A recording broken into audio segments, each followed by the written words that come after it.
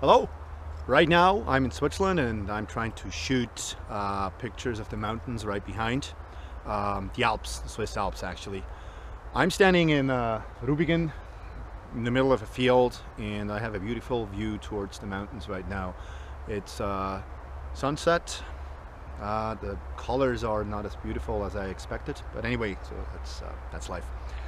Let me quick introduce the A7R to you and all the settings I've done. All right, so here we go. That's the view towards the Alps, the Swiss Alps, and this is my A7R here. On the screen you already can see the settings I've used to shoot the picture. So the first thing is here, it's ISO 50. So this is the lowest ISO value I can take on the A7R.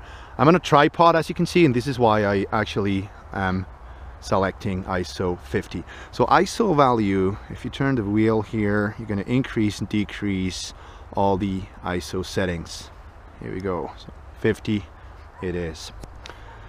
Right now I have f-stop 9, 1.3 seconds of shutter speed. I put the camera into A mode, that's up here. A mode is the aperture priority setting.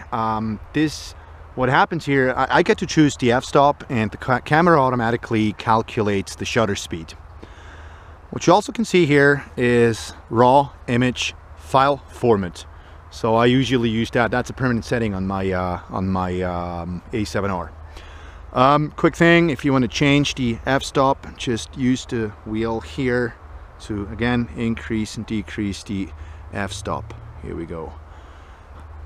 I choose 9 because everything is everything is perfectly sharp by 7.1 and above probably.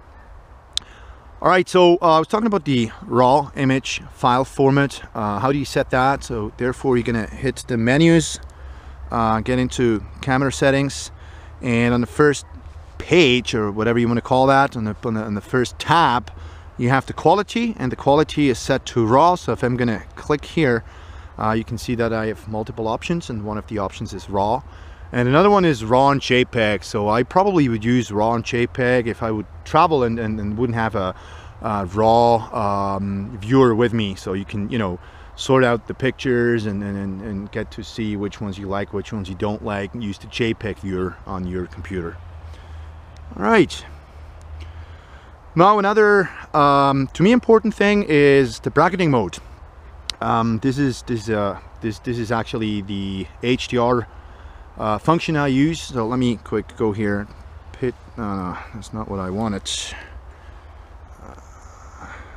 we go. Sorry about that. FN. So I'm gonna click FN, and you can see here it's bracketing C, which stands for continuous.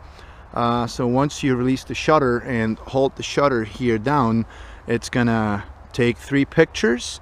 Here, 3 pictures. One underexposed, a normal one, and an overexposed one. And this is needed to create later on an HDR image. So those are my settings here. I'm gonna select that. Those are my settings on my A7R. And later, once I took the shot, later I'm gonna go home and I'm gonna create the HDR picture. All right, now I'm back home and I want to post-process my images using Photomatix. Therefore, I'm gonna load the photos into the software. Those are the ones here. Gonna hit open, gonna hit OK. Like to reduce noise. I would like to reduce chromatic aberrations. Actually, noise it's not needed. You just saw that I'm at the ISO 50, so the lowest ISO value I can pick. So therefore, I wouldn't have to reduce noise. I don't think that there were any movements in the picture, so therefore I'm not going to check or enable the remove ghosts. I was on a tripod, so you saw that, so I'll leave that checked.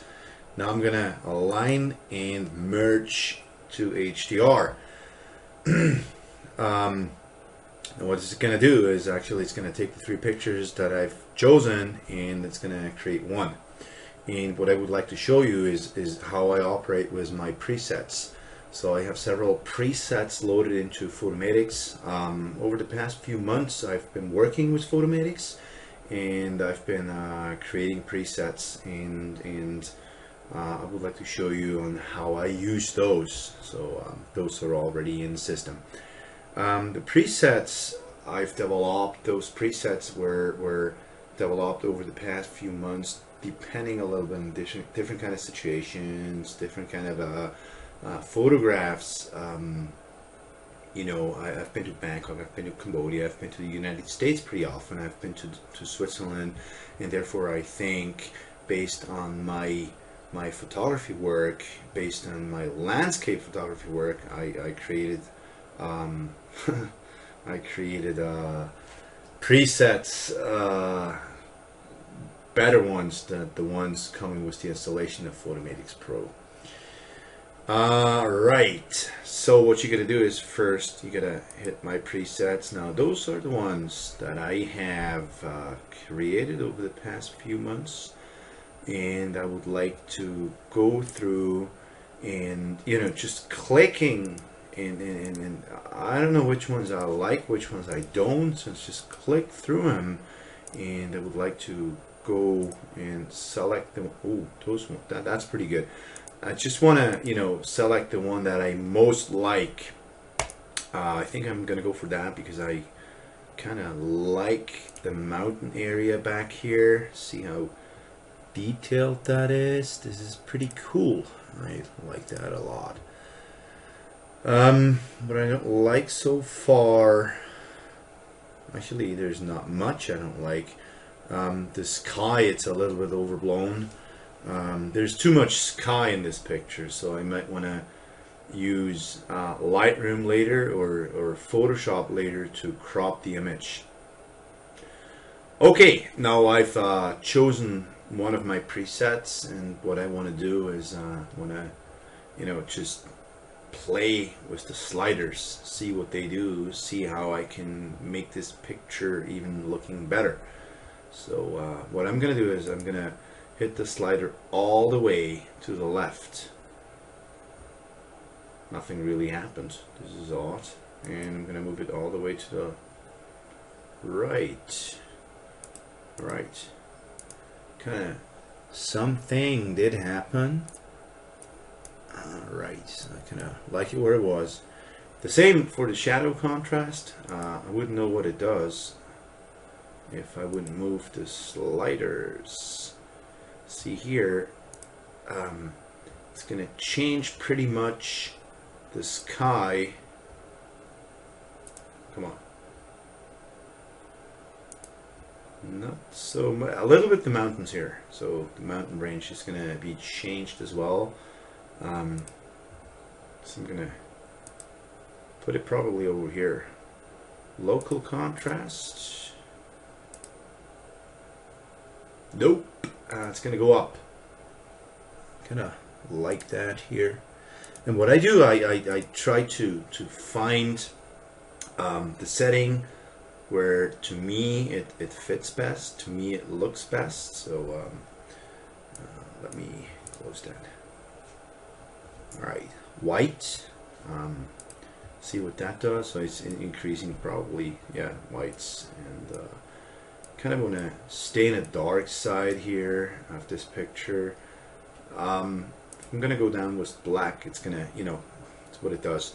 So I thought it's gonna brighten up the picture. So like I said, I want to stay a little bit in the dark side of the picture because currently I'm focusing here in this area, focusing in the mountains, in the mountain range here, because I think over here there's too much sky, and down here there's too much grass. So I'm really looking to later on create one of those cinematic views. So like, you know, 16 by 9.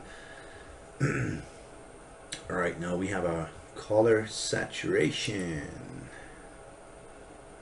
No, that's too much. All right, kind of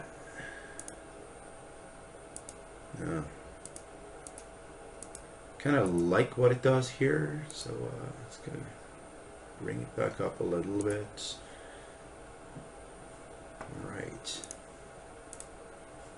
All right, so it doesn't look too bad. I'm gonna apply, and it's gonna create, out of those 3 images, it's gonna create one HDR picture based on my presets. The presets I've installed earlier. I've actually created, not installed earlier. Right now it's reducing chromatic aberration. It's going to take some time until it's done that, so let's wait. Here we go. So that's the final result. What I usually do here is sharpen the image. So I'm going to go for medium sharpening, and I'm going to hit done. And what I do is I'm going to file, save as, and I'm going to save the file into my processing directory. This is how I work. So I usually get to Lightroom and do some minor adjustments. Like sometimes I do the profile corrections there, sometimes I don't, depending a little bit on the picture. Sometimes I reduce noise if I have to, sometimes I don't, like in this picture I didn't. And then I'm going to export those 3 pictures taken into a directory called processing. From there I'm going to open it in Photomatix, you know, the process as you just have seen, and post-process the image, and now saving those, or that image.